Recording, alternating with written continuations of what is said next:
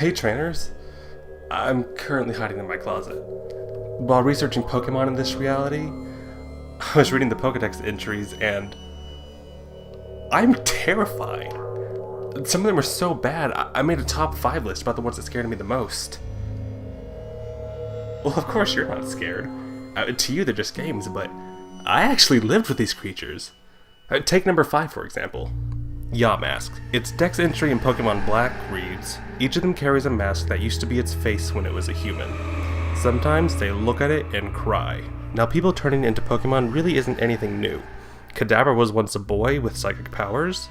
Frostlass is said to have been a woman who got lost in the cold mountains, and even multiple people becoming one Pokemon, like Ninetales being 9 powerful wizards merged into one, and Spiritomb being a combination of 108 different spirits bound to an odd keystone. But the fact that Yamask was clearly stated to have at some point in time been a human, added to the fact that it carries its face in its hand and is known to mourn about it, is just so messed up I don't even want to think about it. But number 4 may be worse. Number 4. Cacturn.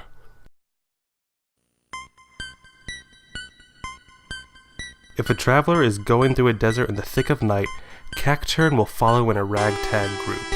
The Pokemon are biding their time, waiting for the traveler to tire and become incapable of moving. Now, as someone whose name is Backpacker J, and therefore has obviously done his fair share of traveling by foot, this one creeps me out the most. Imagine you're just a carefree Pokemon trainer walking through the desert to get to the town on the other side, and slowly the sun starts to set, and you have to make a choice. Keep walking or set up camp. Now, knowing that both options are pretty bad and the desert can get really cold at night, you opt to keep walking and hopefully you'll find a warm Pokemon Center to stay at until morning. But you don't. It gets dark, and even though you have a flashlight, you can't see where you're going due to the sandstorm, and get turned around until lost and tired, you call it quits until morning and attempt to set up some form of shelter. But as you're pitching your tent or slowly rolling out your sleeping bag, you spot it. A shadowy figure shuffling toward you, and just when you're about to call out, you see more, and you realize you're surrounded. What happens next? Well, the Pokedex doesn't say, but I think we can all take a pretty good guess.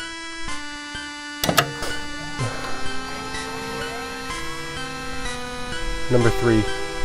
Haunter. The Silver Dex says, if licked, its victim starts shaking constantly until death eventually comes. And it just gets worse in Crystal. It hides in the dark, planning to take the life of the next living thing that wanders close by. So it likes to hide in the dark until something living comes by, at which point it jumps out and licks them, sending into what can only be described as a poison-induced seizure. You know, I used to know someone who trained a Haunter.